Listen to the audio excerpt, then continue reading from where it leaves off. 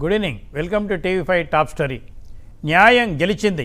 5 కోట్ల ఆంధ్రుల కలల రాజధాని అమరావతికి తిరిగి ప్రాణం లేసొచ్చింది. గ్రీన్ఫీల్డ్ క్యాపిటల్గా అమరావతి నిర్మాణానికి ఇకనైనా వడివడిగా అడుగులు పడితే ఏపీ అభివృద్ధి పదంలో పరుగులు పెట్టడం ఖాయం. ఇది తెలిసి కూడా వైసీపీ పెద్దలు మళ్ళీ అక్కసు వెళ్ళగక్కడానికి ప్రయత్నిస్తున్నారు తప్ప అమరావతికి మద్దతు ఇచ్చేదే లేదన్నట్టు మాట్లాడుతున్నారు. ఇవాళ మీడియా ముందుకొచ్చిన గౌరవనీయ సజ్జల రామకృష్ణారెడ్డి గారు రాజధానికి 1,00,000 కోట్లు కేవాలంటే ఎక్కడి నుంచి తెస్తామని ప్రశ్నించారు. 3 ప్రాంతాలు అభివృద్ధి చెందొద్దా అంటూ విమర్శలు చేశారు. అభివృద్ధి వికేంద్రీకరణ వేరు, అధికార వికేంద్రీకరణ వేరు అని తెలిసి కూడా వైసీపీ ఎందుకు ఇలా మాట్లాడుతుందో తెలియంది కాదు. నాడు విపక్ష నేతగా జగన్ అమరావతిని మనస్ఫూర్తిగా స్వాగతిస్తున్నాం అని నిండు సభలో జగన్ అన్నారు. రాజధానికి 30,000 ఎకరాలు కావాలని అన్నది ఆయనే. కానీ అధికారంలోకి వచ్చాక వంచన మొదలైంది. 3 రాజధానులంటూ 3 ముక్కలాట ఆడటం మొదలెట్టారు. ఇప్పుడు కోర్టు తీర్పు తర్వాత కూడా ప్రాంతీయ విద్వేషాలు రెచ్చగొట్టే ప్రయత్నం చేస్తున్నారు వైసీపీ నేతలు. రాజధాని ఏర్పాటు చేసుకోవడం రాష్ట్ర ప్రభుత్వం ఇష్టం, కానీ ఉన్న రాజధానిని మార్చుకోవడానికి చట్టం ఒప్పుకోదనే విషయాన్ని సాక్షాత్తు హైకోర్టు స్పష్టం చేసింది. ఈ హైకోర్టు తీర్పుకు కొందరు మంత్రులు వక్రభాష్యాలు చెప్తున్నారు. శాసనాలే చేయకూడదని హైకోర్టు అన్నట్టుగా తప్పుడు ప్రకటనలతో ప్రజల్ని తప్పుదారి పట్టిస్తున్నారు. వైసీపీ ప్రభుత్వం ఇంత వింత నాటకాలు ఎందుకు ఆడుతోంది? ప్రాంతాల మధ్య విభేదాలు, కులాల మధ్య కుమ్ములాటలతో ప్రజల మధ్య అంతరాలు పెంచి పబ్బం గడుపుకోవాలని చూస్తున్నారా? దిక్కుతోచని స్థితిలోనే ప్రభుత్వం ఇప్పుడు కొత్త కుట్రలకు తెరదీస్తోందా?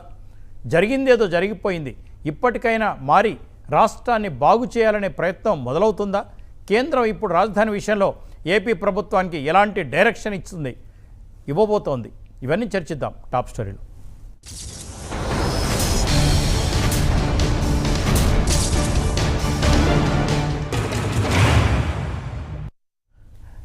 నిన్న జరిగిన విషయాల మీద, అలాగే ప్రాంతీయ విద్వేషాలు రెచ్చగొట్టాలని అధికార ప్రతినిధులు మళ్ళీ ప్రయత్నిస్తున్నారు. ఉత్తరాంధ్ర డెవలప్ చేయొద్దా, రాయలసీమ డెవలప్ చేయొద్దా అంటున్నారు. కానీ కర్నూలులో కానీ విశాఖపట్నంలో కానీ ఇవాళ అందరూ ఆనందంతో ఉన్నారు. అమ్మో, ఈ వైసీపీ నాయకులు వచ్చి మా భూములు ఎక్కడ గుంజుకుంటారో, మా ఆస్తులు ఎక్కడ లాక్కుంటారో, ఎక్కడ ఇబ్బందులు పెడతారో అని చెప్పి భయపడిన వాళ్ళు ఊపిరి పీల్చుకున్నారు. దేవస్థానం అంటే న్యాయస్థానం ఇచ్చిన తీర్పు వాళ్ళకి చాలా సంతోషాన్ని కలిగించింది. కావాలంటే విశాఖపట్నం వెళ్ళి కనుక్కోండి, ఎక్కడైనా ఒక్కరైనా ఈ తీర్పుకు వ్యతిరేకంగా మాట్లాడుతున్నారా? కేవలం అధికార ప్రతినిధులు, వైసీపీ నాయకులు, గౌరవనీయ సజ్జల రామకృష్ణారెడ్డి గారు మాత్రమే మాట్లాడుతున్నారు. అంటే వీరికి వేరే ఇంట్రెస్ట్ ఉంది, ప్రజలకి వీళ్ళకి సంబంధం లేదు. సజ్జల రామకృష్ణారెడ్డి గారు ప్రభుత్వ సలహాదారు, కానీ వారు టీడీపీని మాట్లాడుతుంటారు. వైసీపీ పార్టీ సలహాదారుగా మాట్లాడారు. కొంచెం బాధ కలిగినా వారు మాట్లాడిందే నేను మాట్లాడుతాను తప్ప వారు మాకు సీనియరు, మేము గౌరవిస్తాం, కానీ వారి మాటలనే నేను మాట్లాడుతున్నాను అంతే. మరి అభివృద్ధి వికేంద్రీకరణ అంటే ఏంటో తెలియదు వీళ్ళకి. మరి పులివెందుల్లో వైఎస్ రాజశేఖర రెడ్డి గారి కుటుంబానికి 1,000 కోట్ల ఆస్తులు ఎందుకున్నాయి? మరి అభివృద్ధి వికేంద్రీకరణ చేస్తే మరి అక్కడ కేంద్రీకరణ ఎందుకయింది? పులివెందులో వీళ్ళతో పాటు పుట్టిన వాళ్ళంతా ఎందుకు ఆస్తిపాస్తులు లేకుండా ఉన్నారు? ఎందుకు అనాథలుగా మిగిలిపోయారు? వీళ్ళు మాత్రమే 1,000 కోట్లు పెడుతున్నారు. ఎక్కడి నుంచి వచ్చాయి? అంటే అభివృద్ధి కేంద్రీకరణ వాళ్ళకు కావాలి, మనీ అంతా ఒక దగ్గరే చేరాలి, మిగతా దగ్గర మాత్రం లేదు. ఇక రియల్ ఎస్టేట్ గురించి మాట్లాడారు సజ్జల రామకృష్ణారెడ్డి గారు. అవును, మరి రియల్ ఎస్టేట్ చేసి 1,000 కోట్లు సంపాదించిన, లీగల్గా సంపాదించినా సరే వాళ్ళంతా మన ఎంపీలుగా ఉన్నారు సార్, మన మినిస్టర్లుగా ఉన్నారు సార్, ఎడ్యుకేషన్ ఇన్స్టిట్యూషనల్ పేరిట రియల్ ఎస్టేట్ చేసిన వారు మంత్రులుగా ఉన్నారు సార్.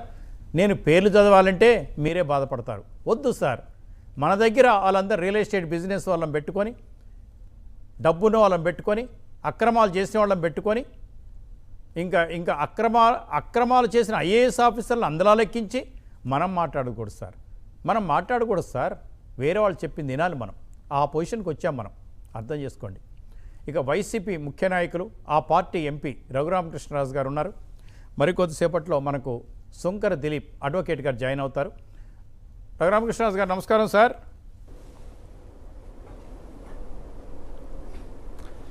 నమస్కారం సాంబశివరావు.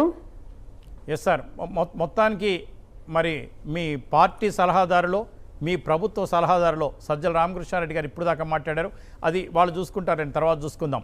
ఇప్పుడు నిన్న తీర్పు మీద మీ అభిప్రాయం చెప్పండి.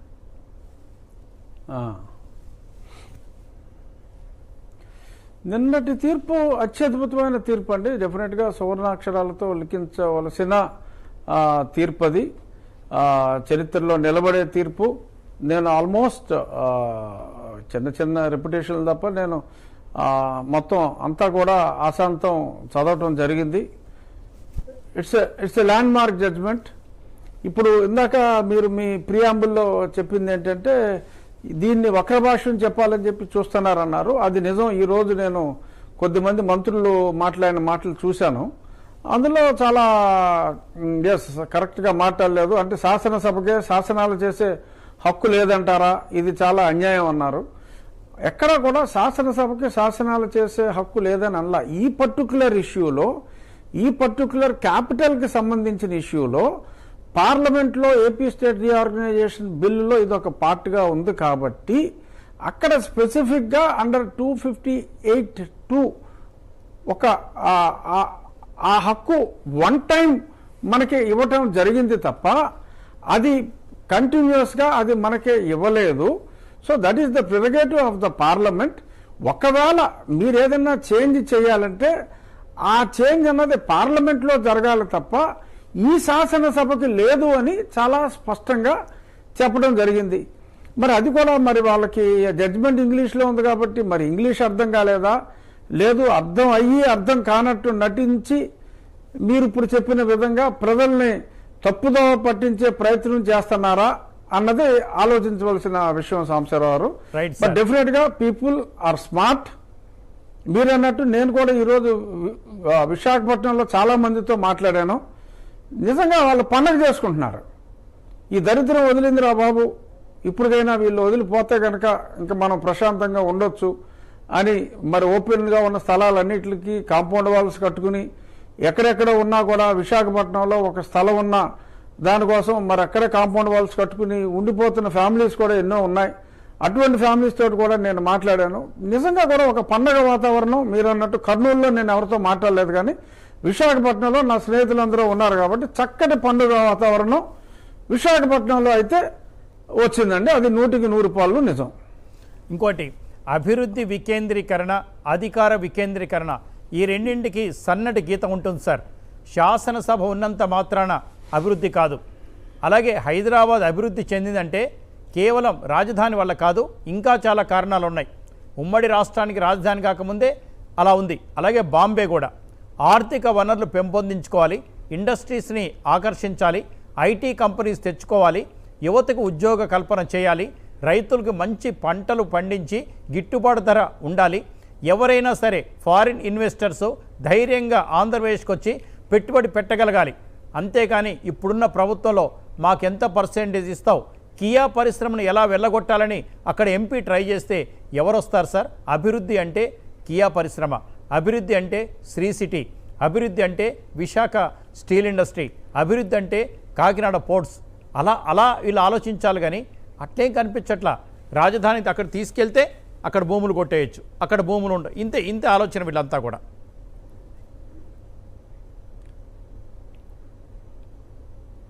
సార్ అవునండి, కాస్త దురాలోచనే చాలా ఎక్కువగా ఉంది. ఇన్ఫ్యాక్ట్ మనం చూస్తే ఈ మధ్యన మనం చూస్తే అమర్ రాజా బ్యాటరీస్ కానీ it's a world class company. So దానికి ఏదో చిన్న ఒక పెట్టి మైండ్తో, అది వేరే పార్టీ వాళ్ళది కాబట్టి ఆ పెట్టి మైండ్తో దానికేమో నోటీసులు ఇష్యూ చేయటం.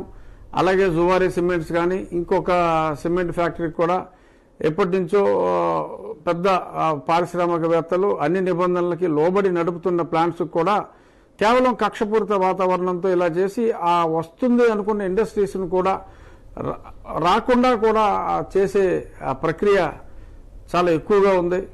అటువంటి వాటి మీద ఫోకస్ చేయకుండా, కొత్త ఇండస్ట్రీస్ని ఎలా తీసుకురావాలో ఫోకస్ చేయకుండా, అభివృద్ధి అంటే కేవలం అధికార వికేంద్రీకరణకి అభివృద్ధి వికేంద్రీకరణకి తేడా తెలియని దృష్టి మాంద్యంలో మరి ఈ ప్రభుత్వం, మా ప్రభుత్వం ఉండటం నిజంగా అది ఎన్నుకున్న ప్రజల దురదృష్టం.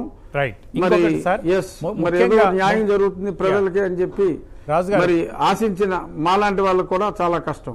ముఖ్యంగా వాళ్ళు చెప్తుంది ఇవాళ హైకోర్టులో వాళ్ళు గెలిస్తే గెలిచిండొచ్చు, రైతులు గెలిస్తే గెలిచిండొచ్చు, కానీ మేము ప్రజల్లో గెలుస్తాం, ఉత్తరాంధ్రలో మేము గెలిచాం, రాయలసీమలో మేము గెలిచాం. ఈరోజు కూడా ఎన్నికల్లో ఎలా గెలవాలి, ఎలా ప్రజలను మభ్యపెట్టాలి, ఎలా ముఖ్యమంత్రి పదవి మరొకసారి తెచ్చుకోవాలనే ఆలోచనే తప్ప, ఆ ఆలోచన తప్ప ప్రజలకింత మేలు చేద్దాం, ప్రజలకింత పని చేద్దాం, రాష్ట్రాన్ని అభివృద్ధి చేద్దామని ఏ కోశాన లేస్తారు. అంతేకాకుండా మరి తిరుపతి వాసులకి ఏమొచ్చిందని తిరుపతి వాసులు సంతోషించాలి. తిరుపతిలో ఏమన్నా హైకోర్టు పెట్టారా, వేరేది పెట్టారా? అనంతపూర్ ఏం పాపం చేసింది? అనంతపూర్కి ఏమి ఇచ్చారు? మరి మీ నరసాపురానికి ఏమి ఇచ్చారు? రాజమండ్రికి ఏమి ఇచ్చారు? ఏలూరుకి ఏమి ఇచ్చారు? అనకాపల్లికి ఏమి ఇచ్చారు? మరి గుంటూరుకి ఏమి ఇచ్చారు? అది తీసుకెళ్ళి గుంటూరు విజయవాడ మధ్యలో పెట్టారు. అంటే ఒంగోలుకి ఏమి ఇచ్చారు? నెల్లూరుకి ఏమి ఇచ్చారు? అంటే ఆ ప్రజలంతా కూడా రాజధాని మాకు రాలేదని చెప్పి వైసీపీ అగెనిస్ట్గా పనిచేయాలా? ఆలోచన మంచిదేనా? కాదు కదా. ప్రజలందరూ కలిసి ఒక దగ్గర కట్టుకోవాలి. అంతేకాకుండా విభజన చట్టంలో స్పష్టంగా ఉంది కదా sir, A capital the capital. పొద్దున ఒక అతను అంటున్నాడు ది అంటం వల్లే పొరపాటు అయిపోయింది, ది తీసేస్తని. ఎవరైనా భార్య ఉంటుంది, భార్యలు ఉండరు. అలాగే ది క్యాపిటల్, ఏ క్యాపిటల్ ఉంటుంది.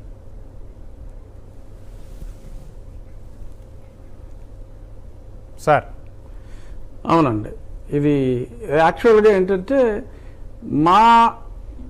ఇప్పుడు మా ప్రభుత్వంలో ఉన్న పెద్దలకున్న ఆలోచన రాహిత్యం ప్రజలందరికీ కూడా ఉంది అని భ్రమిస్తున్న వలన ఈ రకంగా మాట్లాడుతున్నారు. మేము ఇప్పుడు ఎలక్షన్కి వెళ్తాం, కర్నూలు మాదే, తిరుపతి మాదే, లేదంటే ఉత్తరాంధ్ర మాదే అని. ఎక్కడా కూడా వాళ్ళది కాదు.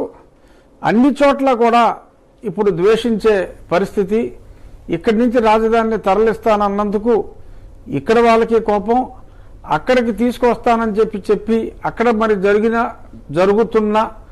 జరగబోయే దందాలని తలుచుకొని వాటిని చూసి కూడా చాలా కంగారు పడుతున్నారు. వాళ్ళందరూ కూడా ఇప్పుడు సంతోషంగా ఉన్నారు. మళ్ళీ ఈ ప్రభుత్వం వచ్చినా కూడా ఇటువంటి దరిద్రపు ఆలోచనలు ఈ ప్రభుత్వ పెద్దలు చేస్తారనే నిన్నిచ్చిన కోర్టు జడ్జిమెంట్లో, త్రిసభ్య ధర్మాసనం ఇచ్చిన కోర్టు జడ్జిమెంట్లో ఇంకా భవిష్యత్తులో కూడా మళ్ళీ వీళ్ళు అసెంబ్లీలో తీర్మానం పెట్టడానికి వీలు లేకుండా చాలా స్పష్టంగా చెప్పడం జరిగింది. సో మళ్ళీ వీళ్ళు ఏదన్నా సరదాగా చిలిపిగా తీర్మానం పెట్టుకోవాలి అంటే వాళ్ళు సుప్రీంకోర్టులో స్టే రావాలి. స్టే వచ్చే పరిస్థితి ఎట్టి పరిస్థితుల్లోనూ లేదు. It's a foolproof judgment. నేను మీకు అంటే ఈరోజు నేను సోషల్ మీడియాలో కూడా పోస్ట్ చేశాను సాంబశివరావు. జూలై 17 లాస్ట్ ఇయర్ 2021లో ఇది మా పార్లమెంట్ పరిధిలోనే ఉంటుంది, మీ శాసన పరిధిలో ఈ విషయం రాదు అని చాలా స్పష్టంగా అప్పుడే చెప్పా. మొన్న డిసెంబర్ 15న అమరావతి రైతుల న్యాయస్థానం టు దేవస్థానం తిరుపతి మహాసభలో కూడా ఇదే విషయాన్ని నేను ప్రసంగించిన 4-5 నిమిషాల్లోనే ఇదే విషయాన్ని మా పార్లమెంట్కి వస్తే కానీ ఏమీ జరగదు. ఇప్పుడు అమిత్ షా గారి మీటింగ్ అయిన తర్వాత భారతీయ జనతా పార్టీ కూడా సపోర్ట్ చేసిన బ్యాక్గ్రౌండ్లో పార్లమెంట్కి వచ్చిన తర్వాత కూడా ఈ బిల్లు పాస్ అయ్యే అవకాశం ఏమాత్రం లేదు. సో కాబట్టి మీరు నిశ్చింతగా ఉండండి. కాకపోతే కొంత టైం లాగ్ ఉంటుంది. ఇన్నాళ్ళు భరించారు రైతులు, ఇంకొద్ది రోజులు భరించండి అని స్పష్టంగా చెప్పడం జరిగింది. సో ఇది కేవలం మా వాళ్ళ అవగాహన రాహిత్యం. సో కాబట్టి వీళ్ళు మళ్ళీ అసెంబ్లీలో పెట్టి అవకాశం లేకుండా, అంటే వీళ్ళ దుష్ట బుద్ధిని కూడా పసికట్టి ఆ కంటిన్యూస్ మ్యాండమస్ ని అందులో పొందుపరచడం, వీళ్ళ పన్నాగాలకి పూర్తిగా కళ్ళెం వేయటం, వీళ్ళ దుర్మార్గాల్ని తెలివిగా వాళ్ళు గ్రహించటం, ఇవన్నీ కూడా జరిగినాయి. కాబట్టి డెఫినెట్గా నిశ్చింతగా ఉండవచ్చు. కానీ ఈ కుచ్చిత మనస్తత్వం ఉన్న వాళ్ళు ఏదో ప్రయత్నాలు చేస్తారు. ఇప్పుడు ఇందాక నేను చూడలేదు సజ్జల రామకృష్ణారెడ్డి గారిది, మీరు చెప్పిన మాటలో నాకు తెలిసింది ఏంటంటే 1,00,000 కోట్లు కావాలి, 1,00,000 కోట్లు ఎక్కడి నుంచి తెస్తామని అన్నారు. మరి అసలు 1,00,000 కోట్ల అవసరం ఏమిటి అనేది ఎవరికి గతంలో యాక్చువల్గా మీరు అన్నట్టుగా అసలు ముందు భవనాలకు ఎంత ఖర్చు అవుతుంది, రోడ్లకు ఎంత ఖర్చు అవుతుంది, అండర్ బ్రిడ్జెస్కి ఎంత అవుతుంది, లో లెవెల్ బ్రిడ్జెస్కి ఎంత అవుతుంది, హై లెవెల్ బ్రిడ్జెస్కి ఎంత అవుతుంది. కృష్ణానది దగ్గర బ్రిడ్జెస్ 3 వస్తాయి. అంటే హైదరాబాద్ నుంచి వస్తున్నప్పుడు జగ్గైపేట దగ్గర ఒకటి, కంచికచర్ల దగ్గర ఒకటి, ఇంకో బ్రిడ్జ్ కూడా వేస్తూ ఉన్నారు. ఇవన్నీ కూడా ఫ్యూచర్లో ప్రజలకి పనికొచ్చే అంశాలు. ఇవాళ కేటీఆర్ గారు హైదరాబాద్లో 4 నుంచి 5 బ్రిడ్జెస్ కట్టిన తర్వాత ఒక్కసారి ట్రాఫిక్ చూడండి. గచ్చిబౌలి ఏరియా కానీ మిగతాది కానీ కేబుల్ బ్రిడ్జ్ చూడండి. అది డెవలప్మెంట్ అంటే, అది ఆలోచించే పద్ధతి అంటే. మీరు కూడా ఆంధ్రప్రదేశ్ వాళ్ళు ఎప్పుడు ఆలోచిస్తారో చూద్దామని కోరిక. నిన్న ఆంధ్రప్రదేశ్ రాష్ట్ర హైకోర్టు సుదీర్ఘ తీర్పునిచ్చారు. ప్రతిదీ అడ్రస్ చేశారు. రిపిల్ అయిన యాక్ట్ మీద ఇన్ఫ్రాస్ట్రక్చర్స్ అయిపోయింది కాబట్టి దాని మీద జడ్జిమెంట్ అవసరం లేదని దాన్ని డిస్మిస్ చేయాలని కూడా కోరారు. కానీ హైకోర్టు రఘురామకృష్ణరాజు గారు చెప్పినట్టుగా వీళ్ళ కుత్సిత బుద్ధిని కనిపెట్టి, వీళ్ళ కపట బుద్ధిని కనిపెట్టి మంచి జడ్జిమెంట్ ఇచ్చారు. రాష్ట్రానికి లేదా అసెంబ్లీకి, ప్రభుత్వానికి రాజధాని నిర్ణయించుకునే హక్కు ఉంది. ఆ హక్కు ఆల్రెడీ వినియోగించుకున్నారు. రాజధానిని మార్చే హక్కు లేదు. ఒక్కసారి విభజన చట్టం చదవండి. మాట్లాడుతున్న వాళ్ళంతా విభజన చట్టం చదవండి. హైదరాబాద్ 10 సంవత్సరాలు రాజధానిగా ఉంటుంది, ఉమ్మడి రాజధానిగా. ఆ తర్వాత తెలంగాణకి చెందుతుంది అని చెప్పారు. అంటే అక్కడ రాష్ట్ర ప్రభుత్వం ఇష్టమా? కేంద్ర ప్రభుత్వం చెప్పింది ఆల్రెడీ. అలాగే 10 సంవత్సరాల లోపట, నాట్ ఎక్సీడింగ్ 10 years అక్కడ క్యాపిటల్ సిటీ కట్టుకోవాలి. క్యాపిటల్ సిటీలో ఏమేమి ఉండాలి అని కూడా నిర్ధారించారు. అసెంబ్లీ, సెక్రటేరియట్, రాజ్భవన్, శాసన మండలి, భవనాలు, ఎంప్లాయీస్కి ఇల్లు, రాష్ట్ర న్యాయాధిపతులకు కూడా ప్లాట్స్ కేటాయించాలని రాశారు. చదువుకోలేదా? ఇవన్నీ ఉంటేనే క్యాపిటల్ సిటీ. ఇవన్నీ ఉన్నాయంటేనే అక్కడ రైతులు భూములు ఇచ్చారు. మీ దగ్గర బిల్డర్స్ చాలామంది ఉన్నారు. విశాఖపట్నానికి చెందిన ఎంపీ గారు మంచి బిల్డర్. వారిని అడగండి, చెప్తారు. Development agreement cum irrevocable of general power అవ్వడానంటే వారిని అడగండి సార్. ఇంకా బిల్డర్స్ చాలామంది ఉన్నారు మీ దగ్గర. పెద్ద పెద్ద బిల్డర్స్ మీరు ఎంపీ సీట్లు ఇచ్చారు. ఒక్కసారి వాళ్ళని అడగండి, చెప్తారు లెజిటిమేట్ రైట్స్ ఏంటో. ఏది పడితే అది మాట్లాడకండి సార్. ఇంత జరిగినా కూడా గౌరవనీయ ముఖ్యమంత్రి గారికి మాకు చేతులు జోడించి విన్నపం. జరిగిందేదో జరిగిపోయింది. రాజధాని, మంచి రాజధాని కట్టండి సార్. మేమంతా మీకు సపోర్ట్ చేస్తాం సార్. మంచి రాజధాని కట్టండి. అన్ని ఇనాగరేషన్ మీరే చేయండి, ఓపెనింగ్ కూడా మీరే చేయండి. కానీ డెవలప్మెంట్ చేయండి సార్. మన శంకర్ దిలీప్ గారు, ప్రముఖ న్యాయవాది, జాయిన్ అయ్యారు. నమస్తే దిలీప్ గారు. నమస్తే సార్. ఎస్, ఒకటి నిన్న లెజిస్లేచర్ కాంపిటెన్స్ అనేది చాలామంది మాట్లాడుతున్నారు సార్. నిజంగా చట్టాలు చేసే హక్కు శాసనసభకు ఉంటుంది. కానీ ఇక్కడ వేరు. ఆల్రెడీ చట్టం చేసిన తర్వాత రాజధాని మార్చాకు. కానీ వైసీపీ నాయకులంతా కూడా, అధికార ప్రతినిధులు అంతా కూడా మాకు చట్టాలు చేసే అవకాశం లేకపోతే అసెంబ్లీ ఎందుకు, ఈ రాష్ట్ర ప్రభుత్వం ఎందుకని కూడా మాట్లాడుతున్నారు. ఆ ఒక్కటి మీరు ఆన్సర్ ఇస్తే మిగతా క్వశ్చన్ వేస్తాను నేను. సార్, 307 పేజీలు సుమారు సుదీర్ఘమైనటువంటి జడ్జిమెంట్ని 3 వ్యాఖ్యల్లో నేను క్లుప్తంగా చెప్పి ప్రజలకు అర్థమయ్యేటువంటి ప్రయత్నం చేస్తాను. ఈ 307 పేజీలకు సంబంధించినటువంటి జడ్జిమెంట్ ని త్రిసభ్య ధర్మాసనం ప్రశాంత్ కుమార్ మిశ్రా గారు కానీ, జస్టిస్ సౌమ్యాజుల్ గారు కానీ, సత్యనారాయణమూర్తి గారు కానీ, ఆనరబుల్ జస్టిస్ సత్యనారాయణమూర్తి గారు కానీ, వీళ్ళు కన్క్లూడ్ చేసినటువంటిది ఒక ప్రాథమిక న్యాయ సూత్రం మీద, డాక్ట్రిన్ ఆఫ్ ప్రామిసరీ ఎస్టాపెల్. అంటే ఏదన్నా స్టేట్ గవర్నమెంట్ లాంటిది కానీ, ఏదైనా లీగల్ రిలేషన్షిప్ లో కానీ ఇద్దరి మధ్య జరిగినటువంటి న్యాయపరమైనటువంటి ఒప్పందాన్ని ఉల్లంఘించాలి అంటే మళ్ళీ న్యాయపరమైనటువంటి కారణాలనే చూపించాలి. ఇక్కడ మనం డాక్ట్రిన్ ఆఫ్ ప్రామిసరీ ఎస్టాపెల్ తీసుకున్నా, ప్రొప్రైటరీ ఎస్టాపెల్ తీసుకున్నా, త్రిసభ్య ధర్మాసనం గతంలో వచ్చినటువంటి జడ్జిమెంట్స్ అన్ని కూడా కోట్ చేస్తూ, state of Bihar versus Kalyan cements లాంటివి కానీ ఇవన్నీ కోట్ చేస్తూ ప్రజలకు అర్థమయ్యే భాషలో ఏం చెప్పిందండి? గత ప్రభుత్వం చేసినటువంటి ప్రతి ప్రమాణం రాజ్యాంగ స్ఫూర్తిగానే ఉన్నప్పుడు దాన్ని నాటి స్టేట్ లెజిస్లేచర్ ద్వారా, పార్లమెంట్ ద్వారా ఎనాక్ట్ చేసినప్పుడు దాన్ని రిపీల్ చేయాలన్నా, దాన్ని మీరు తొంగలోకి తొక్కాలన్నా దానికి రాజ్యాంగ పరంగానే మీరు కారణాన్ని చూపించాలి తప్ప సుమోటోగా, అంటే వ్యక్తిగతమైన అభిరుచులు, అభిప్రాయాలకు అనుగుణంగా మీరు అలాగే పేజీలు చింపేసినట్టు, పేపర్లు జరిపేసినట్టు చెయ్యలేరు. ఖచ్చితంగా ఏపీసీఆర్డీఏ కానీ, స్టేట్ గవర్నమెంట్ కానీ ఈ రైతుల దగ్గర నుంచి వాళ్ళ లైవ్లీహుడ్, వాళ్ళ జీవనోపాధిని పణంగా పెట్టి ప్రభుత్వానికి ఇచ్చినటువంటి వేలాది ఎకరాలు, తద్వారా నాడు చేసినటువంటి ప్రమాణం వాటిల్లో 1000 గజాలు డెవలప్ చేస్తాను, 1200 గజాలు డెవలప్ చేస్తాను, వాళ్ళ జీవనోపాధి కోల్పోయడానికి వాళ్ళ కాంపెన్సేట్ చేస్తామన్న ప్రతిదీ చెయ్యమని చెప్తూ ఆల్రెడీ మాస్టర్ ప్లాన్ ప్రకారం ఖర్చు చేసినటువంటి 15,000 కోట్ల రూపాయలు పోలింగ్ సంబంధించి, గ్రౌండ్ వర్క్ సంబంధించి 30,000 కోట్ల రూపాయలు వృధా కానివ్వద్దు. ఇదంతా కూడా ప్రజాధనం కాబట్టి మీరు దాన్ని కొనసాగించండి. ప్రజలకు ఇచ్చినటువంటి మాటని డాక్టరీన్ ఆఫ్ ప్రామిసరీ ఎస్టాబ్లిష్ కింద, ప్రాపర్టీ ఎస్టాబ్లిష్ కింద చూడండి అని చెప్తూ, మీకు 3 organs of the state, legislature, judiciary and administration ని విడదీసేటువంటి హక్కు లేదు. ఎందుకు లేదు అంటే ఈ సౌలభ్యం అంటే ఈ 3 ఆర్గన్స్ ఉన్నదే to express the will of people, ప్రజల యొక్క అభిష్టం మేరకు ప్రజల అభిప్రాయాన్ని కూడా వ్యక్తీకరించడానికి.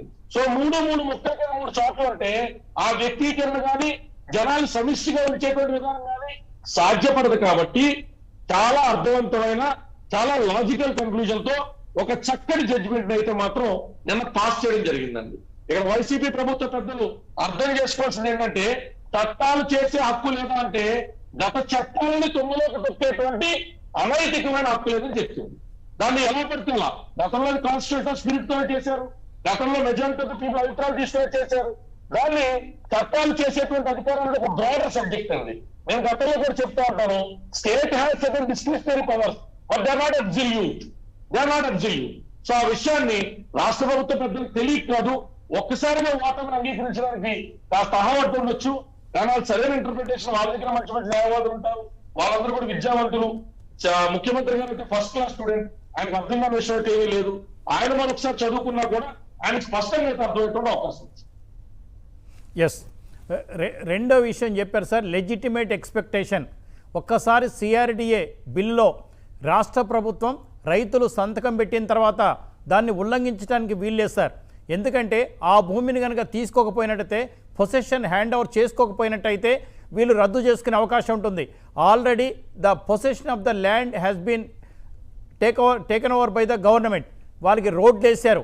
ఇవాళ గౌరవనీయ ముఖ్యమంత్రి గారు ఇట్లా మాట్లాడుతున్న మంత్రులు అంతా కూర్చుంటుంది అక్కడ అసెంబ్లీలోనే, అక్కడ సెక్రటేరియట్లోనే, అక్కడ హైకోర్టులోనే కూర్చుంటున్నారు. అంటే రైతులు ఆల్రెడీ ఇచ్చిన భూముల్లో డిస్టర్బ్ అయిపోయింది, వాళ్ళ హద్దులు చెరిపేశారు, ల్యాండ్ దాన్ని కాంపోజిషన్ కూడా మారిపోయింది. ఇప్పుడు రైతులు మళ్ళీ వాపసు చేయడానికి కూడా వీల్లేదు. ఇటువంటి పరిస్థితుల్లో అగ్రిమెంట్ ఎలా క్యాన్సిల్ చేస్తారు? అంతేకాకుండా రైతుల దగ్గర నుంచి భూమి తీసుకున్నప్పుడు ఏమేమి డెవలప్ చేస్తారో స్పష్టంగా రాసి అలా ఇచ్చారు. అంటే ఇవాళ బిల్డర్స్ కూడా మేము క్లబ్ హౌస్ కడతాము, 2 బెడ్రూమ్ హౌస్ కడతాము, ఈ సిమెంట్ వాడతాము, ఈ కిటికీలు వాడతాము, ఇలా గడ్డి పెంచుతాము, ఇలా సెక్యూరిటీ ఉంటుంది అన్నీ రాసిన తర్వాత అవన్నీ అయితేనే లెజిటిమేట్ ఎక్స్పెక్టేషన్, అది అగ్రిమెంట్ కన్క్లూడ్ అవ్వాల్సిందే. అంతే కదా సార్? మరి ఇక్కడ ఎందుకు వైసీపీ వాళ్ళు ఇట్లా మాట్లాడుతున్నారు సార్? లెజిటిమేట్ ఎక్స్పెక్టెన్సీ అనేటువంటిది it is a continuation to doctrine of promissory establish sir.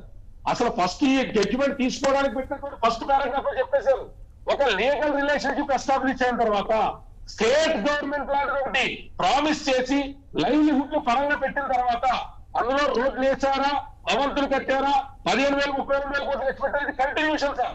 అసలు ఫస్ట్ తీసుకున్న లీగల్ రిలేషన్షిప్ ని ఛాలెంజ్ చేయడానికి, కాంట్రడిక్ట్ చేయడానికి మీ దగ్గర ఉన్నటువంటి లీగల్ కాన్స్టిట్యూషనల్ గ్రౌండ్స్ అని అడిగారు. దానికి సంబంధించి సమాధానం చెప్పలేనప్పుడు, సంతృప్తికరమైన సమాధానం రానప్పుడే ఇక నెక్స్ట్ టాపిక్స్ లోకి వెళ్ళి దాన్ని చాలా నీట్ గా ఆ త్రిసభ్య ధర్మాసనం కంక్లూడ్ చేశారు సార్. ఇవాళ ప్రజాధనమే ఇక్కడ ఖర్చు అయింది, 15,000 కోట్లు ఖర్చైనా, కొన్ని వేల కోట్లు ఖర్చైనా ప్రజాధనం ఖర్చు అయింది. కాబట్టి దాన్ని దుర్వినియోగం చేస్తాం అనేటువంటిది కుదరదు.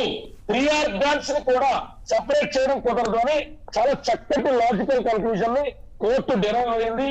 అది సుప్రీం కోర్టులో ఛాలెంజ్ చేసిన the state government will only understand one more thing, that వీళ్ళు ఇక్కడి నుంచి ఎన్నిసార్లు ఛాలెంజ్లకు వెళ్ళినా ఎక్కడుండే జడ్జిలు కూడా 1కి 10 సార్లు దాని మీద కసరత్తు చేసి పాత సైటేషన్స్ చూసి లాజికల్ గా వచ్చిన కన్క్లూజన్సే సుప్రీం కోర్టులో కూడా అప్లై చేయబడుతుంది.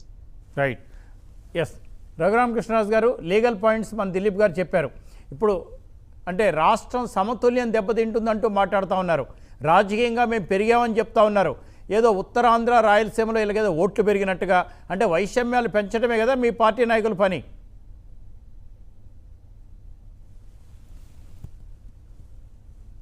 వైషమ్యాలు పెంచే పనిలో ఉన్నారు. కానీ వాళ్ళకి అర్థం కాని ఏంటంటే వైషమ్యాలు పెరగవండి. ఇప్పుడు ఓవరాల్గా రాష్ట్రం మొత్తం అన్ని ప్రాంతాల నుంచి కూడా ఓవర్వెల్మింగ్ సపోర్ట్, అమరావతిలోనే క్యాపిటల్ ఉండాలి, రాష్ట్రానికి నడిబొడ్డున ఉన్నది అమరావతి, అందరికీ కూడా కన్వీనియంట్గా ఉంటుంది అని చాలా స్పెసిఫిక్గా ప్రతి ఒక్కళ్ళు ఆలోచిస్తున్నారు. ఎందుకంటే ఎటువంటి ఈ నెట్లో ఎటువంటి ఓటింగ్ పెట్టినా కూడా అందరూ కూడా predominantly more than 80% people have supported Amaravati to be the capital. అసలు ఎక్కడా కూడా ఇది ఈ చిక్కిరి బిక్కిరి వ్యవస్థని నువ్వు బెడ్రూమ్ ఏమో ఒక చోట, బాత్రూమ్ ఏమో ఇంకెక్కడో, డైనింగ్ హాల్ ఏమో ఇంకో 2 కిలోమీటర్ల అవతల పక్క పల్లెటూరులో ఎవడో బుద్ధునివాడు ఎవడో కట్టుకోడండి.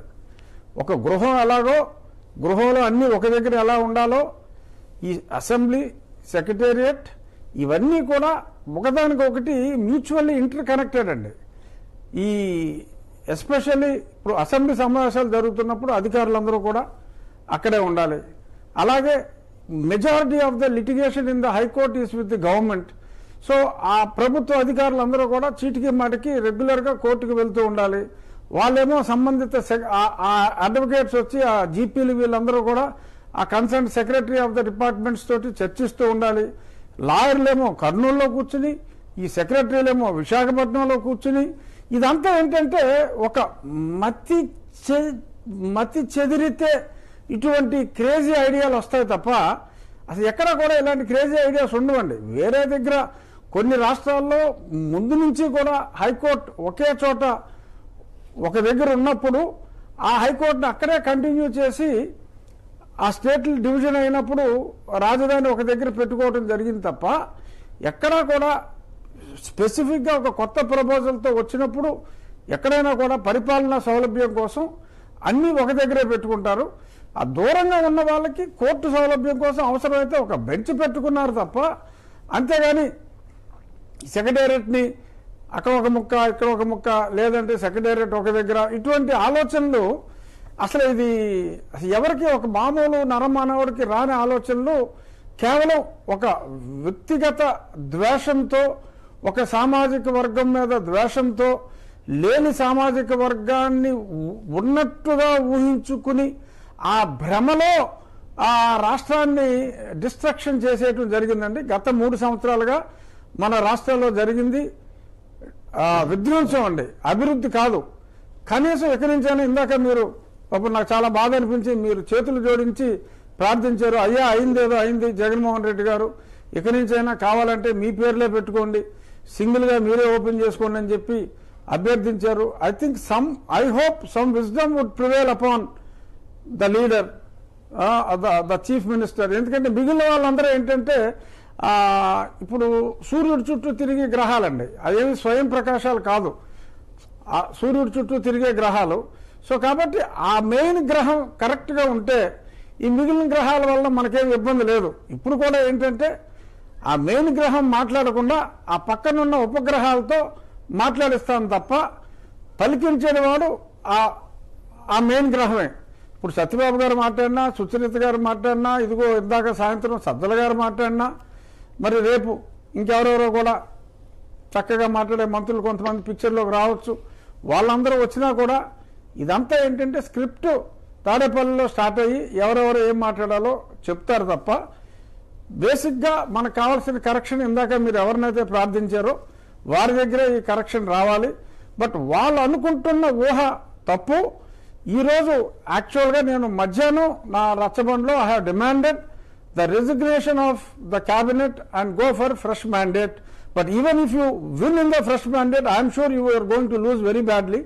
బట్ ఒకవేళ మీరు విన్ అయినా కూడా మళ్ళీ అసెంబ్లీలో ఈ తీర్మానం పెట్టడానికైతే లేకుండా ఇది the last nail on the coffin కూడా చాలా స్పష్టంగా కొట్టివేయటం జరిగింది.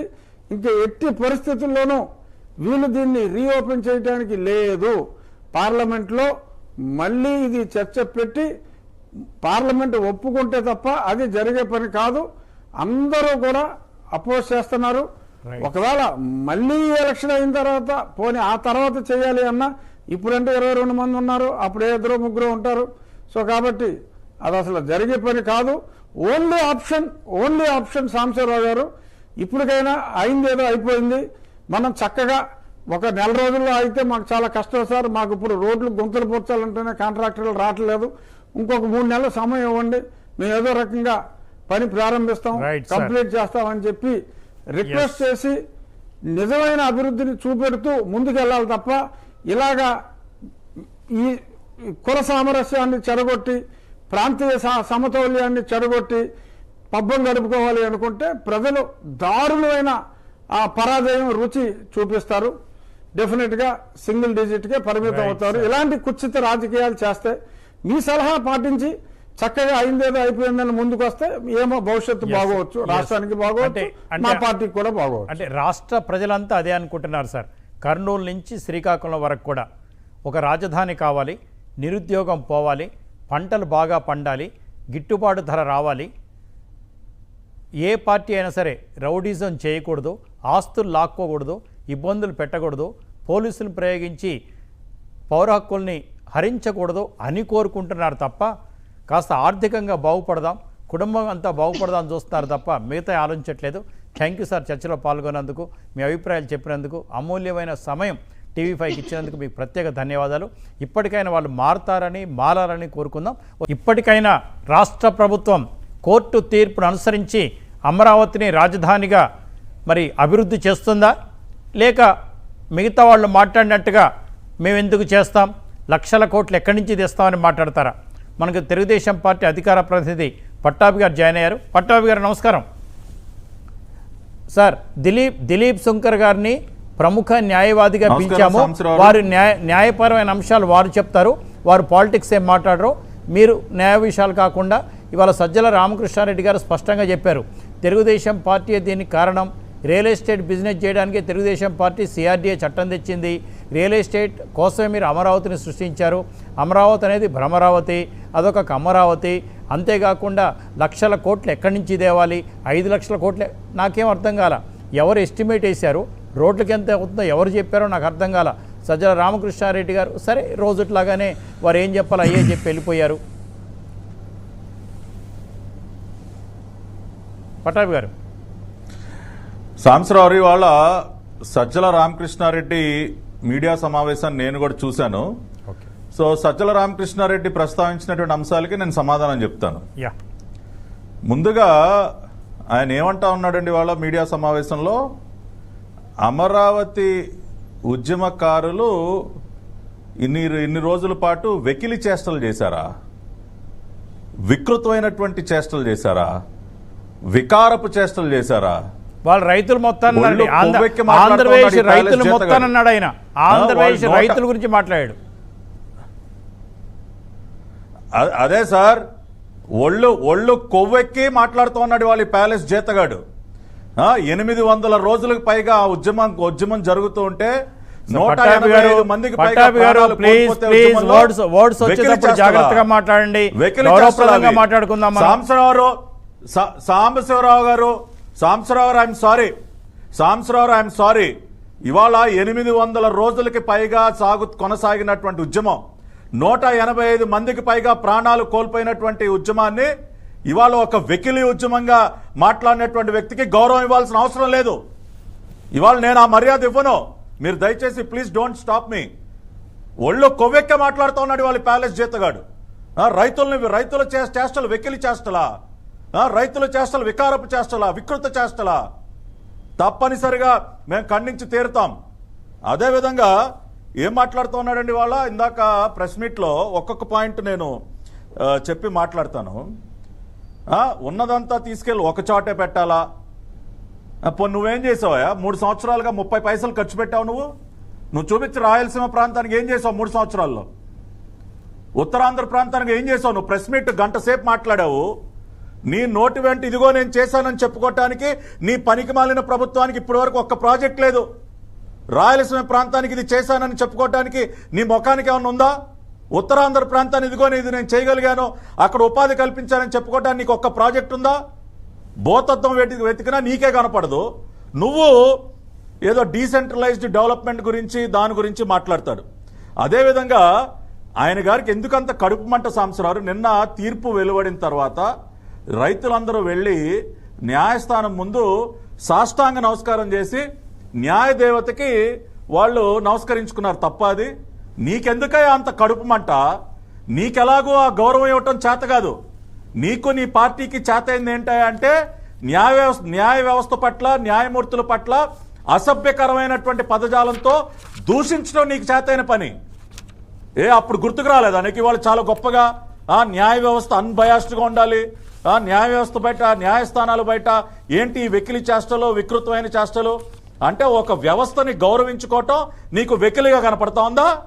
అంటే నీలాగా నీ పేటీఎం కుక్కల్ని సోషల్ మీడియాలో వదిలి న్యాయమూర్తుల్ని తిట్టించడం అనేది సరైనటువంటి పనా? ఆ రోజు ఏమైందిరా నీ బుద్ధి? జడ్జీలను తిట్టిన రోజున నువ్వు మీడియా ముందుకు వచ్చి నువ్వు ఎందుకు ఖండించలేదు? న్యాయమూర్తుల్ని అసభ్యంగా తిట్టిన రోజున ఎక్కడ దాక్కున్నావు నువ్వు? ఇవాళ రైతులు వచ్చి వాళ్ళు న్యాయదేవత, ఈ రాక్షసుడి నుంచి న్యాయదేవత మమ్మల్ని కాపాడిందని చెప్పి న్యాయస్థానం బయట వాళ్ళు మోకరిల్లితే అది నీకు తప్పుగా కనపడుతుందా? నీకు కడుపు మంటగా ఉందా నీకు? ఇవాళ నీ పార్టీ నాయకులు ఎంతమంది, ఇవాళ సిబిఐ ఎంతమంది అరెస్ట్ చేసింది? దేనికి అరెస్ట్ అయ్యారు? ఇవాళ నీ సోషల్ మీడియా విభాగం చూస్తున్నటువంటి అనేక మందిని దేనికి అరెస్ట్ చేసింది సిబిఐ? న్యాయ వ్యవస్థ పట్ల అసభ్యంగా దూషించారని కదా? ఆ రోజున గుర్తుకు రాలేదు నీకు న్యాయ వ్యవస్థ పట్ల గౌరవం, వ్యవస్థలను ఎలా గౌరవించుకోవాలి? ఇవాళ నువ్వు వచ్చి మాకు ఇవాళ నువ్వు నీతి కబుర్లు చెప్తావా? చేయాల్సినటువంటి తప్పుడు పనులన్నీ కూడా చేసి ఇంకొక పక్కన ఇంకా కూడా ఏంటండి గ్రాఫిక్స్ అని మాట్లాడతారు సాంబశివరావు. ఇవాళ ఈ ప్యాలెస్ జీతగాడికి చెప్తా ఉన్నా, వెళ్ళి చదవబోయా నువ్వు జడ్జిమెంట్, 307 పేజీలు జడ్జిమెంట్ వెళ్ళి చదువు, దానిలో ఏం రాశారో చదువు.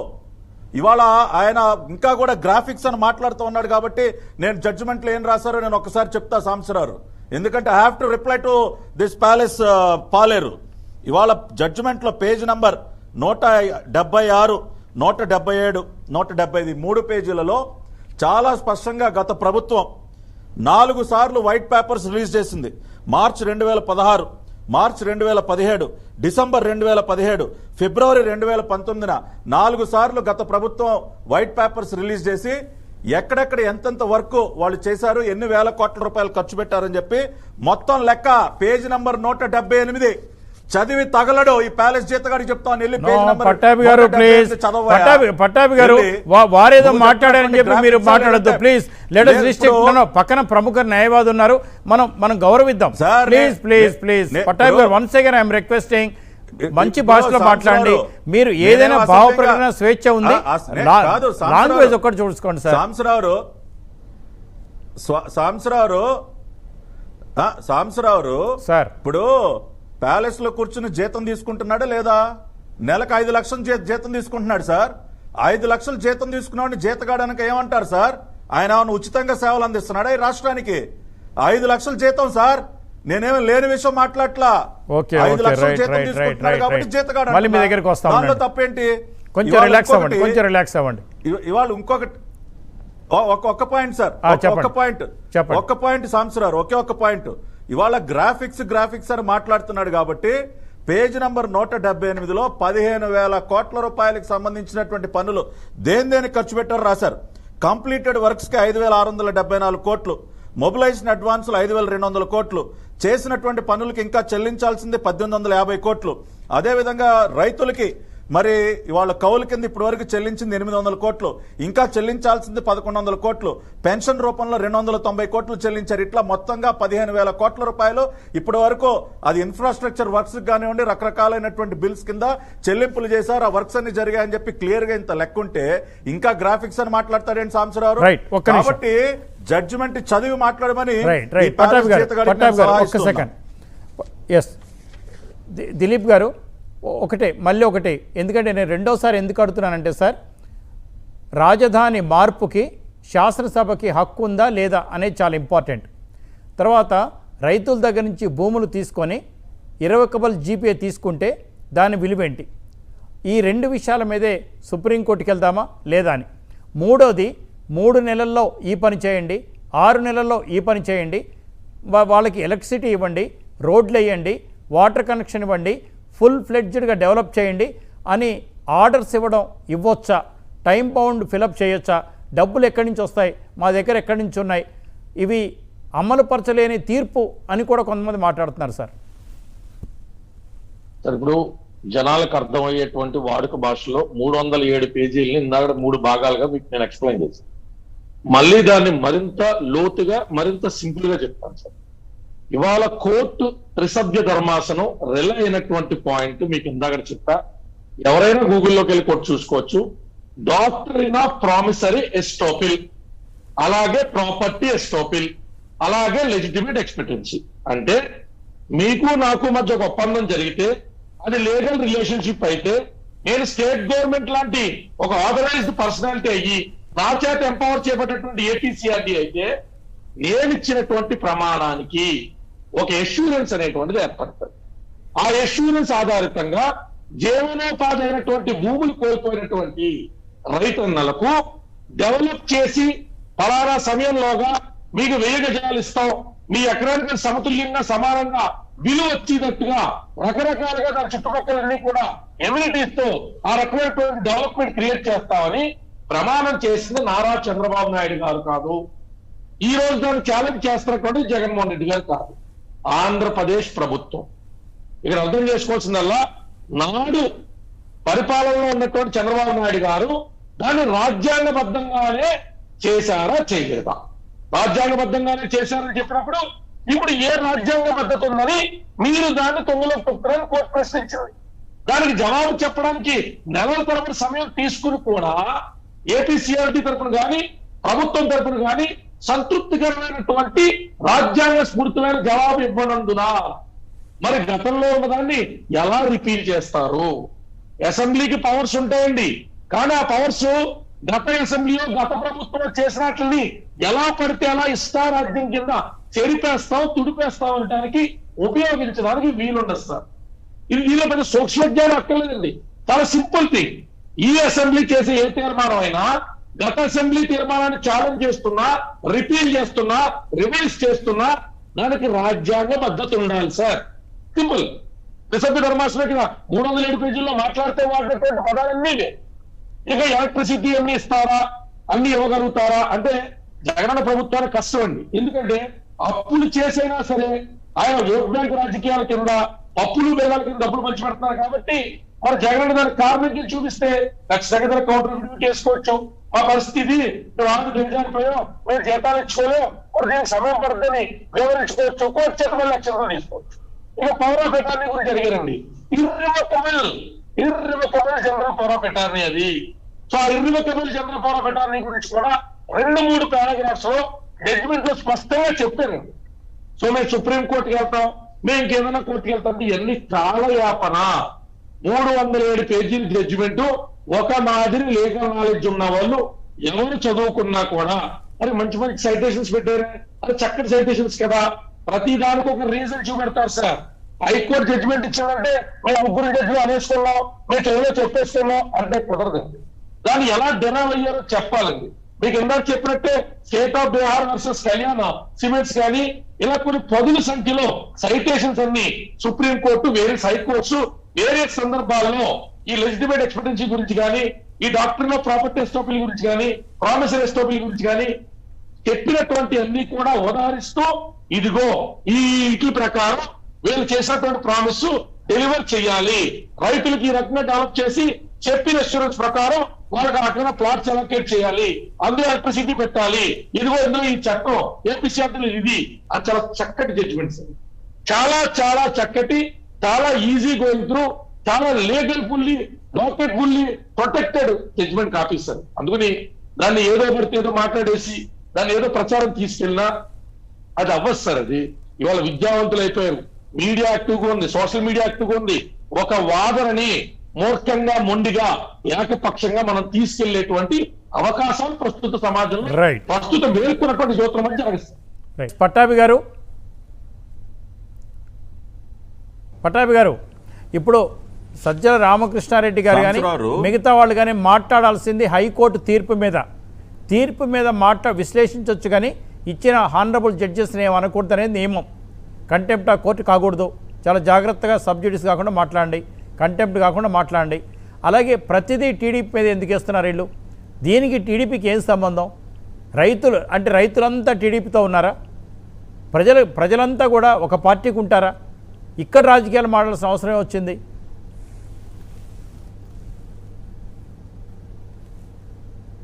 అంటే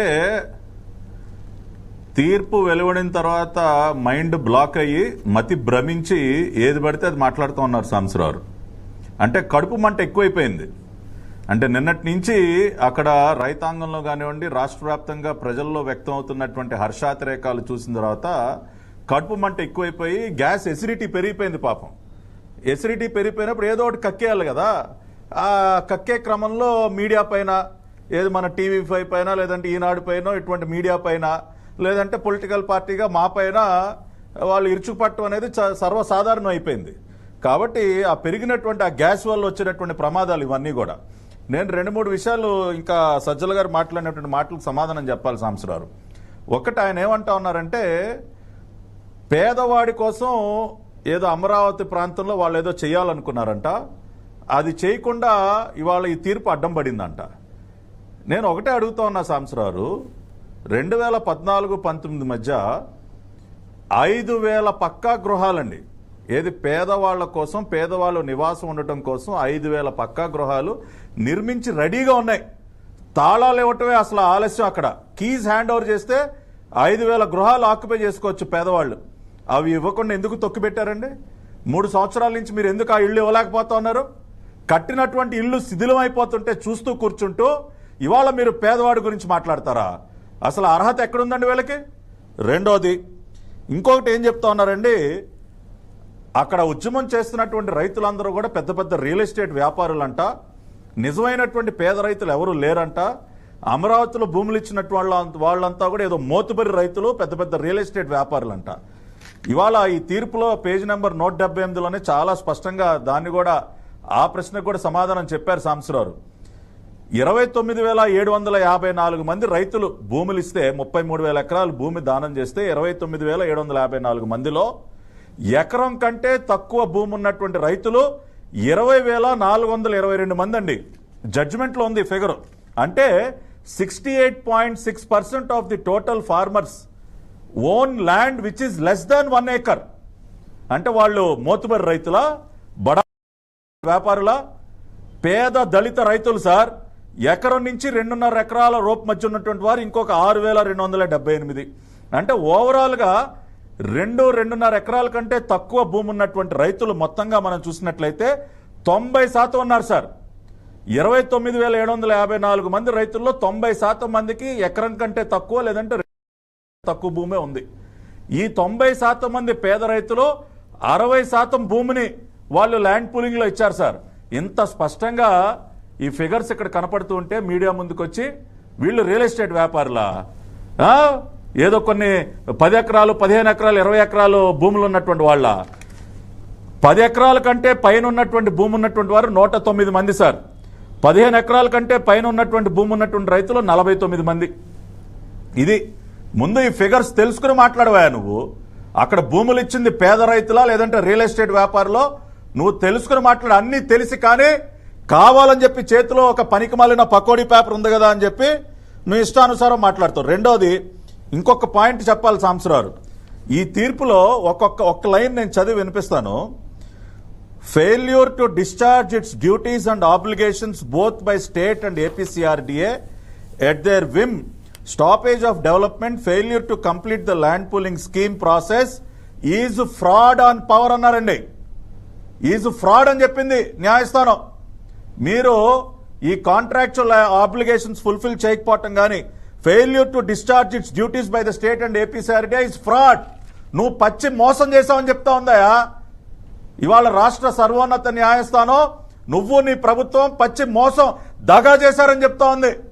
ఇంకా కూడా నువ్వేంటా వచ్చి మాట్లాడతావు మీడియా ముందుకు వచ్చి? చివరిగా ఒక్క పాయింట్ చెప్పి నేను ఫినిష్ చేస్తా సాంబశివరావు. వీళ్ళు దీనిలో ఈ తీర్పులో అంటే వీళ్ళు పదే వీళ్ళు చెప్పేటటువంటి మాట ఏంటంటే, రాష్ట్రం దగ్గర అంత డబ్బులు లేవు, రాష్ట్రాన్ని దగ్గర అసలు దివాళా తీసే పరిస్థితిలో ఉంది, ఇన్ని కబుర్లు చెప్తారు కదా. దానికి కూడా చక్కగా ఈ తీర్పులో వాళ్ళు మెన్షన్ చేశారండి. పారాగ్రాఫ్ నంబర్ 292 పేజ్ నెంబర్ 188లో వాళ్ళు క్లియర్గా ఏం చెప్పారంటే, the bulletins or white papers issued by APCRDA disclosed about the funding of projects and strategy to secure funds by APCRDA. But no reason is disclosed today by APCRDA for deviating the strategy to secure the funds. మేము గతంలో అమరావతి అనేది ఒక self financing project, దీనికి funds ఎలా సమీకరించాలి, ఏ రకంగా ఎక్కడెక్కడి నుంచి సమీకరించాలన్న విషయాలన్నీ కూడా మేము ఆ రోజున విడుదల చేసినటువంటి శ్వేతపత్రాల్లో స్పష్టంగా తెలియజేశాం. కానీ మీరు వాటి నుంచి వాళ్ళు ఎందుకు డీవియేట్ అయ్యారని కూడా ఈ తీర్పులో ప్రస్తావించారండి. గతంలో వైట్ పేపర్స్ లో అంత స్పష్టంగా ఉంటే ఫండింగ్ ప్యాటర్న్ ఇవాళ మీరు దాన్ని ఎందుకు పాటించట్లేదు అని కూడా ప్రశ్నించారు. కాబట్టి ఇవాళ ఒకటే చెప్తా ఉన్నా సాంబశివరావు, నిజంగా కూడా అద్భుతమైన, it is a historic judgment, landmark judgment. 307 పేజీల్లో ఇవాళ ప్రజలకి అన్ని ప్రశ్నలకి సమాధానాలు దొరికాయి. కాబట్టి దాంట్లో 8,000 ఎకరాలు ఉందండి. ప్రభుత్వానికి అందరికి ఇచ్చిన తర్వాత కూడా 8,000 ఎకరాల పైచీలకు ప్రభుత్వానికి దఖలుపరుస్తారు సార్. దాదాపు 1,60,000 కోట్ల నుంచి 2 లక్షల కోట్ల రూపాయల వరకు ఆ ల్యాండ్ మీద ఆదాయం వస్తుంది సార్. అది సెల్ఫ్ ఫైనాన్సింగ్ అంటే. ఆ ల్యాండ్ మీద వచ్చే ఆదాయమే అమరావతి కట్టొచ్చు. రాష్ట్ర బడ్జెట్ అక్కర్లేదు, అన్ని జిల్లాల ప్రజలు ఇబ్బంది పడనక్కర్లేదు. వైసీపీ నాయకులు అబద్ధాలు చెప్తున్నారు. రాష్ట్ర ప్రజల బడ్జెట్ అంతా అమరావతికి ఇవ్వాలని. ఇవ్వద్దు సార్, ఇవ్వద్దు. అమరావతి నిధులతోటే అమరావతి డెవలప్ చేయండి. అమరావతి భూములు అమ్మిన డబ్బులతోటే అమరావతిని డెవలప్ చేయండి. మిగతా జిల్లాల ప్రజలు కట్టిన పన్నుల నుంచి అమరావతిని డెవలప్మెంట్ చేయడానికి అక్కర్లేదు. మిగతా జిల్లాల ప్రజలు అమాయకులని, వాళ్ళని మోసం చేయడానికి కూడా దయచేసి మాట్లాడకండి. అమరావతి భూములు సరిగ్గా అమ్మగలిగితే, నిజాయితీగా అమ్మగలిగితే, నిబద్ధత కలిగితే డెఫినెట్గా 2 lakh crores వస్తాయి సార్. That is enough for raising the capital of AP. ఒక చిన్న బ్రేక్ తర్వాత అడ్వకేట్ గారు మాట్లాడతారు.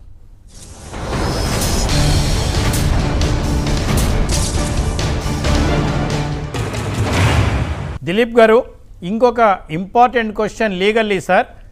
అంటే ఏ చట్టం మీద అయితే రిట్ పిటిషన్స్ పడ్డాయో ఆ చట్టాన్ని వెనక్కి తీసుకున్న తర్వాత ఆ చట్టం మీద హైకోర్టు ఆర్డర్ ఇవ్వచ్చా? ఒకటి. రెండోది, 3 నెలల్లో ప్లాట్లు ఇవ్వండి, 6 నెలల్లో అభివృద్ధి చేయండి, మాస్టర్ ప్లాన్ డీవియేషన్ కావద్దు. దీనికి ఏమన్నా వెసులుబాటు దొరుకుతుందా? మరి ప్రభుత్వం చేయలేని పరిస్థితుల్లో మళ్ళీ అఫిడవిట్ వేసి టైం తీసుకోవాలా?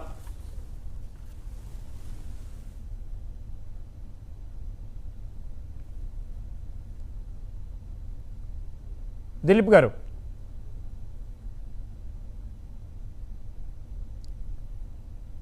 సార్ మీరు మీట్లో ఉన్నట్టున్నారు.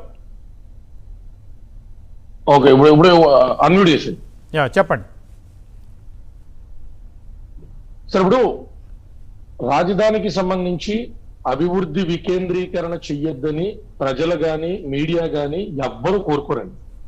కానీ అభివృద్ధి వికేంద్రీకరణ అంటే రాజధాని తరలింపు మాత్రమే అనేటువంటి సూత్రానికి వైఎస్ఆర్సీపీ కట్టుబడి ఉన్నంత కాలం రాష్ట్రాభివృద్ధి అనేటువంటిది కుంటుపడేటువంటి అవకాశం ఎక్కువ ఉంది.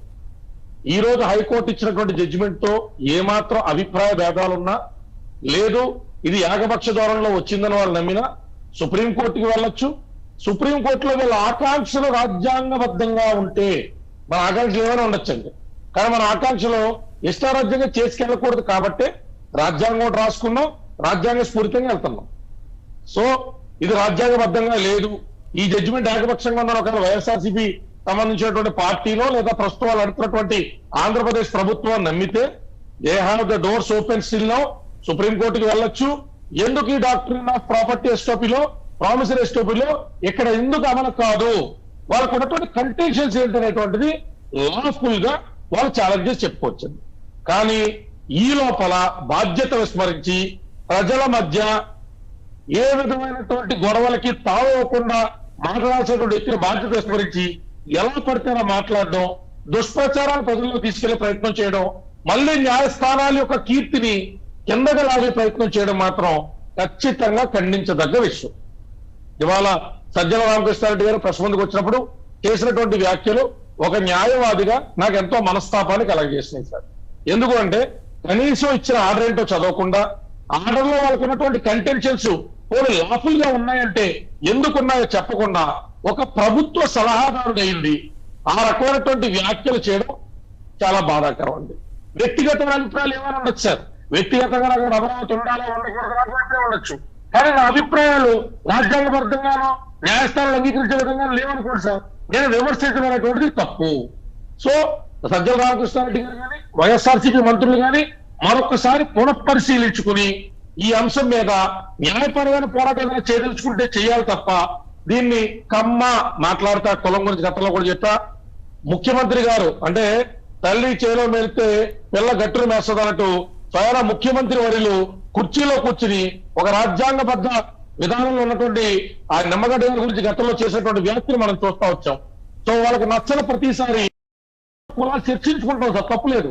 బిహైండ్ ద స్క్రీన్ కి కనీసం పబ్లిక్ డయాస్ఫోర్కి వచ్చిందానికైనా ఆ మాత్రం విజ్ఞతతో తేడా కూడా చూపించకుండా అది కమరావతి కమరావతి కమరావతి అని 10 సార్లు మాట్లాడితే వాళ్ళ కేడర్లో ఏదన్నా ఉత్సాహం, వాళ్ళ పెనాటిక్ ఫ్యాన్స్ లో ఏమన్నా ఉత్సాహం రావచ్చేమో కానీ ప్రజల్లో పల్సరైపోతారు sir. It is my humble request to all the honourable dignitaries of the state government of Andhra Pradesh to not use caste based statements at least in public forum. At least కనీసం జనాల ముందుకు వచ్చినప్పుడైనా, అంటే జనాలకు తెలియదా మన అంతర్గతం అంటే అది వేరు సార్. అలాగే మనం చికెన్ తిని మళ్ళీ బోల్డ్ వేసి తిరగలేం కదా సార్. మన చేయి వాసన రావచ్చు కానీ మనైతే మాత్రం ఒళ్ళంతా మాత్రం కంప కొట్టుకోవాలి కదా సార్. అందుకని ఈ వ్యాఖ్యలు మాత్రం కొంచెం ఆందోళనకరమైనవి. ఇవి కులాలుగా మరొకసారి ప్రాంతాలుగా మనుషుల మధ్య వైషమ్యాలు సృష్టించి వచ్చే ఎలక్షన్ ఏదన్నా పబ్బం గడుపుకోవాలని ఒకవేళ వైఎస్ఆర్సీపీ పార్టీ కనుక ఆలోచిస్తే అధికార పార్టీ ఖచ్చితంగా ప్రజలు తగిన సమయంలో బుద్ధి చెప్తారేమో అన్నటువంటి విషయాన్ని నేను వ్యక్తిగతంగా వ్యక్తపరుస్తున్నాను. ఇంకోటి, ఇప్పుడు ఒకవేళ కోర్టు కనుక 3 నెలలు 6 నెలలు అని చెప్పినట్టయితే 3 నెలల్లో వీలు కాదు, 6 నెలల్లో వీలు కాదు, మా ఫండ్స్ పొజిషను ఇది అని చెప్పి ఒక అఫిడవిట్ వేసి కొంచెం టైం తీసుకునే అవకాశం ఉందా? సార్ టైం తీసుకోవడానికి ముందు కమెన్స్మెంట్ అయితే ఆపలేరండి. మొత్తం పూర్తి చేయడానికి అయితే మీ దగ్గర ఆర్థిక వనరులు ఉండకపోవచ్చు, మొత్తం పూర్తి చేయడానికి అయితే మీ దగ్గర సమయాభావం ఉండొచ్చు, కానీ మొదలు పెట్టడానికి వచ్చిన సమస్య అయితే కోర్టు అడుగుతుంది. మరి అంత దిక్కు దివాలా పరిస్థితులు అయితే రాష్ట్రం లేదు కదండి. ఖచ్చితంగా మొదలు పెట్టడానికి ఎక్కడికక్కడ ఆగిపోయినటువంటి ప్రాజెక్టులకు సంబంధించి గత పెండింగ్ బిల్స్ అట్లీస్ట్ విడతవారీగా క్లియర్ చేయడానికి సార్ సంకల్ప బలం గొప్పదవ్వాలా, మన బుద్ధి తిన్నమైంది అవ్వాలా. కోర్టుల్లో కూర్చున్న వాళ్ళకి ఏమో అర్థం కాదు అనుకుని ఒకవేళ వైద్యులు వేసుకుని రాజకీయ నాయకులు అనుకుంటే అది వాళ్ళ అమాయకత్వం అవుతుందండి. చిత్తశుద్ధి ప్రభుత్వానికి మొదలు పెట్టారనుకోండి సార్, టైం ఎందుకు ఎవరు ఇంకొక 6 నెలలు ఎక్స్టెన్షన్ ఇస్తారు, ముందైతే మొదలు పెట్టాలి కదా చిత్తశుద్ధితో. Right sir, right. అంటే నేను ఇందాక చెప్పినట్టుగా థ్యాంక్ యూ దిలీప్ గారు, అలాగే పట్టాభి గారు కూడా ధన్యవాదాలు. ఇవాళ కోర్టులో ఒకటి చెప్తా ఉన్నారు, రిపీల్ అయిన యాక్ట్ని వెనక్కి తీసుకున్న తర్వాత ఆ యాక్ట్ మీద జడ్జిమెంట్ ఇవ్వకూడదని. కానీ గౌరవనీయ శ్రీలక్ష్మి గారు అఫిడవిట్లో ఏమి రాశారంటే మళ్ళీ మేము పకడ్బందీగా 3 బిల్లులు తీసుకొస్తాం అని చెప్పారు. అంటే ఇది ప్రాసెస్, అంటే ఈ మోసం చేసే ప్రాసెస్ కంటిన్యూస్ ప్రాసెస్ కాబట్టి అందుకే జడ్జిమెంట్ ఇచ్చారు. రిపీల్ అయిన యాక్ట్ మీద జడ్జిమెంట్ కాదది. ఈ జడ్జిమెంట్ ఇచ్చే ముందే రైతుల గురించి, రైతుల ఆశయాల గురించి, వారు వెలుబుర్చిన రిట్ ఆఫ్ మ్యాండమస్ గురించి దాంట్లో ఉంది కాబట్టే దాంట్లో భాగమైన అమరావతిని రిపీల్ అయినా సరే జడ్జిమెంట్ ఇచ్చారని చెప్పి కూడా ఆనరబుల్ జడ్జెస్ రాసుకొచ్చారు. చూద్దాం ఏం జరగబో. ఇప్పటికైనా సరే మరొక్కసారి ఈ రాష్ట్ర ప్రభుత్వానికి విన్నపం చేస్తున్నాం, మంచి రాజధాని కట్టండి.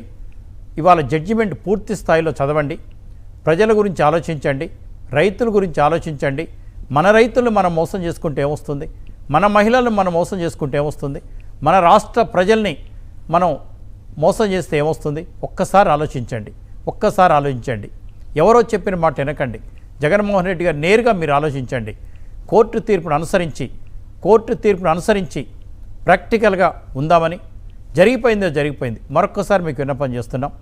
ఇది ఇవాల్టి టాప్ స్టోరీ. చర్చలో పాల్గొన్న శంకర్ దిలీప్ గారికి, రఘురామకృష్ణరాజు గారికి, అలాగే పట్టాభి గారికి కూడా ధన్యవాదాలు. ఇది ఇవాళ టాప్ స్టోరీ.